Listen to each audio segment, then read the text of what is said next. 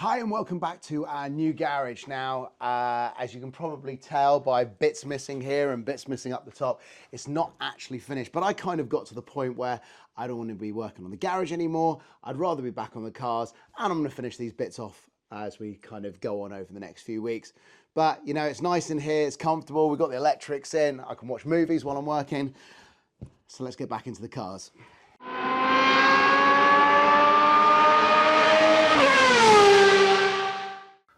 Obviously, wouldn't be able to work without my 80s action movies.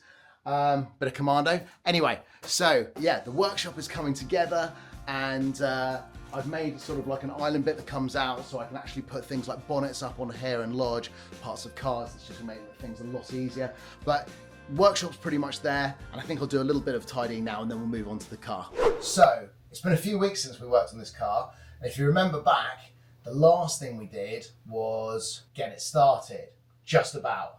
We've had a few headaches, 2 pumps, several switches, bad connections, but she's running and we are over the moon. Now, if you've seen the other episodes, you'll know that inside here is a very messy set of wiring. Now, as messy as it looks, it now all works. We now know what everything does. It goes to the right place. Everything turns on. So we know it works. Now we need to tidy it up and sort of organize it a little bit. And I think we need to make a new dashboard because this thing is, well, you can see it's broken. So this is actually carbon fiber. It's really nice. I don't have any of that. And to be perfectly honest, if I'm going to make a new dashboard, I am not going to start cutting straight into carbon fiber. So instead of buying a sheet of that, I'm gonna get some plyboard. It's easy to work with. It's really sort of quick to cut and get into shape. So we're gonna do that now. We're gonna do a template, and then we can actually start mounting, maybe not permanently, but we can start mounting some of the switches, some of the controls, somewhere that we can get to them easily, and we can start testing stuff. And I need to get the bonnet off as well. So let's get that done.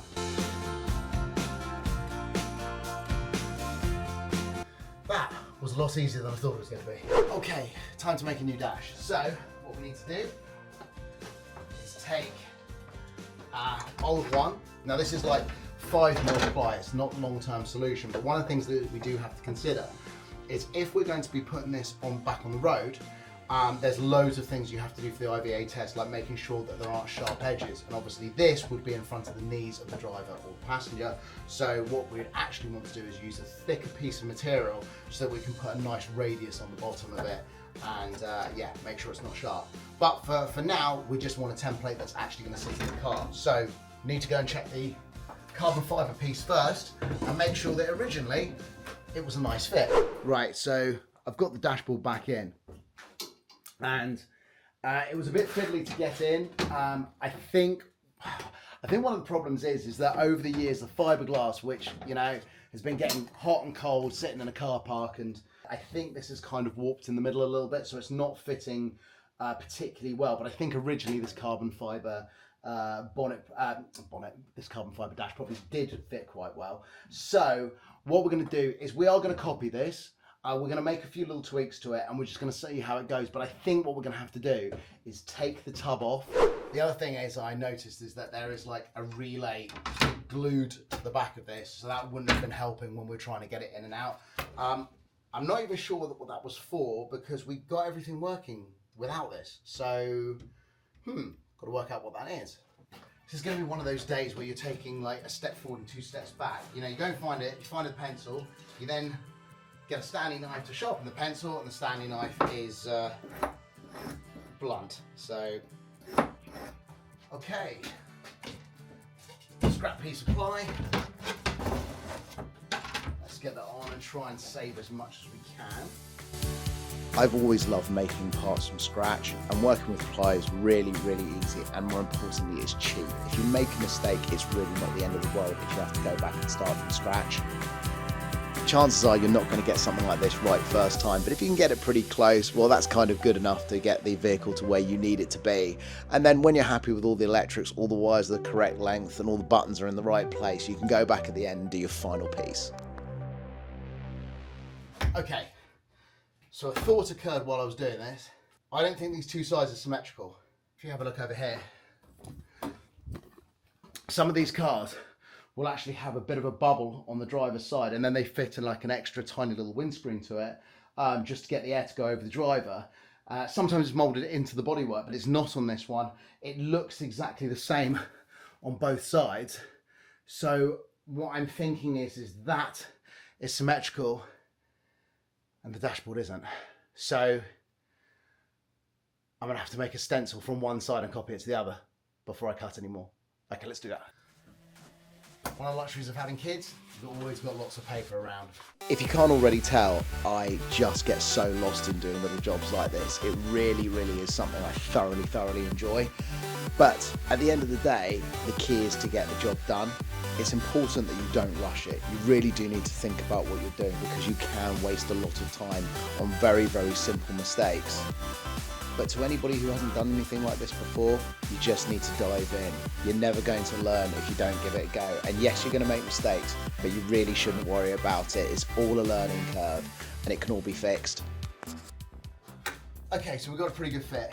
And now that I've got it centralized, it does seem that the driver's side of the car, where you actually sit, is slightly wider and it looks like it's offset to one side. So this side lined up with the tunnel, near enough within a few millimeters, and this side was hanging over quite a bit. So even though this is symmetrical, it seems like there's more space on the driver's side, which would make sense because you want more space for the pedal box and your legs, etc.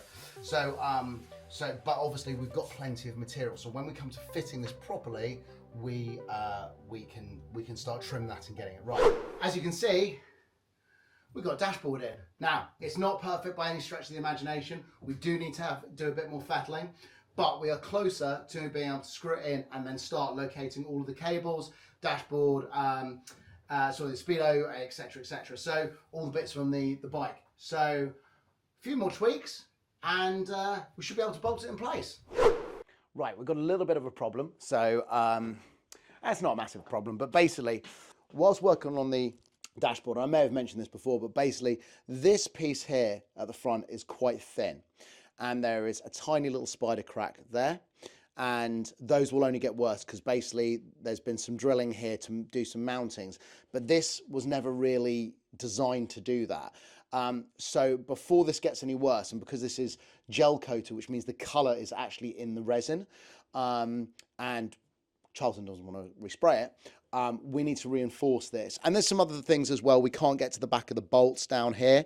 So if you can see those bolts there on the chassis, there should be some here as well.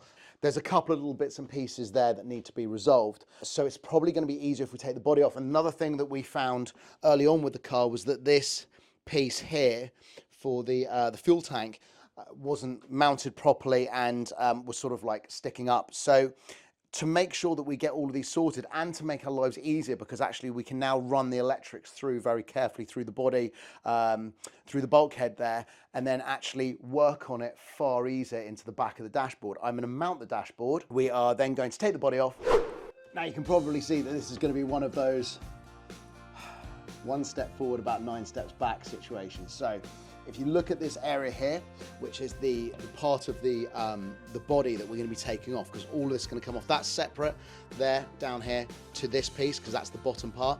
So there's a lot that we're going to have to remove, but it's still the right way to go about it. And at this stage, I can see in here, you can just see in there, you can see the fuel going through, and you can also see cables for the rear lights, but I've never taken one of these off before, and I'm hoping it's going to be easy. As I've already said, this is uncharted territory for me. Yeah, I've worked on kit cars before, but they're all different, and they're not just different in the way they're designed, they're different in the way that people put them together. So there is no manual for doing this. You've just got to work it out as you go along. Right, let's excuse all the ridiculous graffiti on the walls from previous owners. Anyway, okay, so we have got a pretty empty car. Take a look at that. So steering wheel's gone, and dashboard and all the wiring's out, and the gear selector's been removed.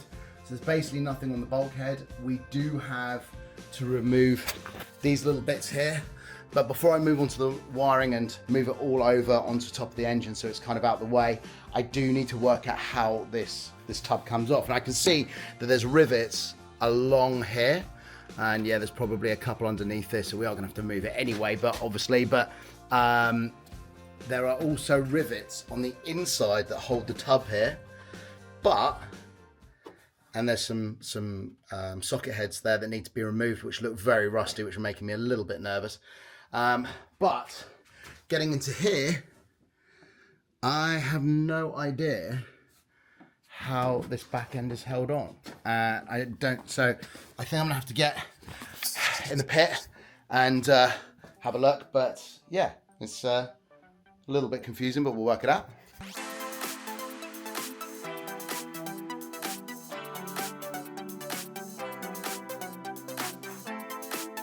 Right, let's get down underneath and have a look. Almost looks like from the back of the bulkhead, there is actually nothing holding it in place. So it's just hanging over the back of the frame, but bolted all the way to the front. So as long as it's a strong, body, it's just got rivets up to the bulkhead, rear bulkhead, and then we should be able to take it off and lift it off the car. So, well, let's see if that works. Okay, so this is the last stage coming off here. So most of the wires have come off this side. We've been taking off all the rivets and the bolts on the inside, and we've just got to get off the ECU and the fuse box here, and then we are good to start dismantling the entire body. Don't know if I'm gonna get it done tonight, but I'm certainly gonna give it a go.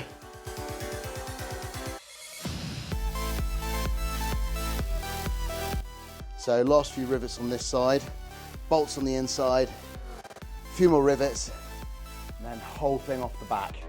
So let's get that done. So I'm taking the entire body off the car. I know it's a lot of extra work, but at the end of the day, I need access to the wiring harness and all these silicone hoses that need replacing. And there's rusted bolts on there that I know at some point are gonna have to come off. So I might as well do it now and just get on with it. What I've actually found really fascinating about working on this car is it's actually even easier than my own one. The body on the Mojo 2 is actually quite tight, whereas this is actually very capacious. So it's actually a real pleasure to work on. Right, I think we are there. So, if you have a look inside here, all the bolts and all of the rivets have gone. We've been down this side as well. So, I think it's gonna come off now. So, I'm just gonna pop the camera back up on the side so you can see what's going on. And we're gonna see if we can get it off the car. As I said, I've never done one of these before. I don't know if there's going to be anything hidden at the back, but I'm really hoping I can lift this tub off, and it's going to make it so much easier to work on. I think the one thing you're going to notice quite quickly is that I really should have an extra set of hands while doing this, and as much as I do get the body off, it would have been so much easier to have two people. But it's off, and what a moment. Am I disconnected completely? Yes, I am. The body's off. I just need to put it down without damaging it. I'm just sort of like running it along on my toes, my boots, and I'm going to step into it, reach from both sides, work our way along to get the middle of the weight. We're down. So it's off. It's off. Let's show you. That wasn't exhausting or tiring. It doesn't actually weigh a lot. It's kind of like, well, it's not my car, so I just want to make sure I don't damage it. But look at that. So that's the tub. And there's the bulkhead at the front. Tub goes round, and it basically sits on the back here. Now, I'm not completely happy with that. If we have a look at it from an angle, these are just upright pieces of fiberglass, which means those are just rubbing on the inside of the car body. So they'll be sitting literally just tucked away inside those arches, and it's just resting down the top. Now, I don't think that's a particularly great design.